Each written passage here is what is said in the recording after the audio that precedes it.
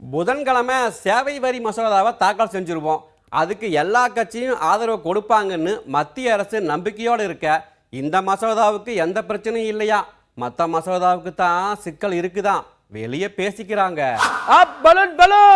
நண்பா, சேவை வரி மசோதாவுக்கு எம்பிக்கள் ஆதரவு கொடுத்தா மட்டும் போதாதான், மாநில அரசுகளும் ஆதரவு கொடுக்கணுமா. எதிர்ப்பு வரிசையில் இருந்த தமிழ்நாடு இப்ப மசோதாவுக்கு கை கொடுக்க முடிவெடுத்திருக்காங்களா சொல்லிக்கிட்டாங்க.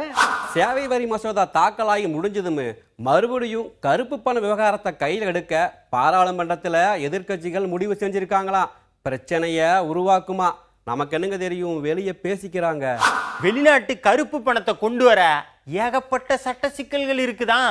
யார் யாரு பணத்தை பதுக்கி வச்சிருக்காங்க அப்படின்னு கண்டுபிடிக்க பெரிய திண்டாட்டமா இருக்குதான். ஆனாலும் முயற்சிகள் தொடருதாமையா சொல்லிக்கிட்டாங்க. ஐயா, போன நாடாளுமன்ற தேர்தலில் கருப்பு பண விவகாரம் தான் ஹைலைட்டாக இருந்துச்சு.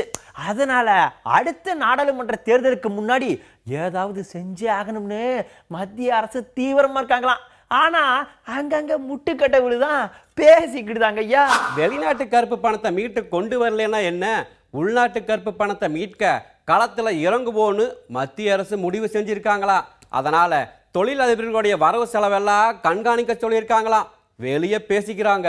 பேங்க் அக்கவுண்ட்ல 5 லட்சத்துக்கு மேல யாரெல்லாம் வரவு செலவு வச்சிருக்காங்களோ அதையெல்லாம் கண்காணிப்பு வளையத்துக்குள்ள கொண்டு வாங்க அப்படின்னு வருமான வரித்துறைக்கு உத்தரவு வந்திருக்குதான் சொல்லிட்டாங்க. நண்பா, அரசு ஊழியருங்க, தனியார் நிறுவன ஊழியருங்கன்னு வெளிப்படையா பேங்க்ல வரவு செலவு கணக்கு வைக்கிறவங்க 5 லட்சம் 10 லட்சம்னு பணம் போட்டு எடுப்பாங்க. மற்றவங்களை எப்படி கண்காணிக்கிறது அப்படின்னு யோசனையும் இருக்குதா பேசிக்கிட்டாங்க. ஆதார் அட்டை வச்சிருக்கிறவங்களோட வரவு செலவை எல்லாம் ஈஸியா வாட்ச் பண்ணிடலாம். ரியல் எஸ்டேட்டு, கொடுக்கல் வாங்கல், ஏற்றுமதி இறக்குமதின்னு பிஸ்னஸ் பண்றவங்களை கண்காணிக்க வேற திட்டம் இருந்தா சொல்லுங்க அப்படின்னு அமைச்சகத்துல ஆலோசனை நடக்குதான். நமக்கு என்ன தெரியும், எல்லாம் சொல்லிக்கிட்டாங்க.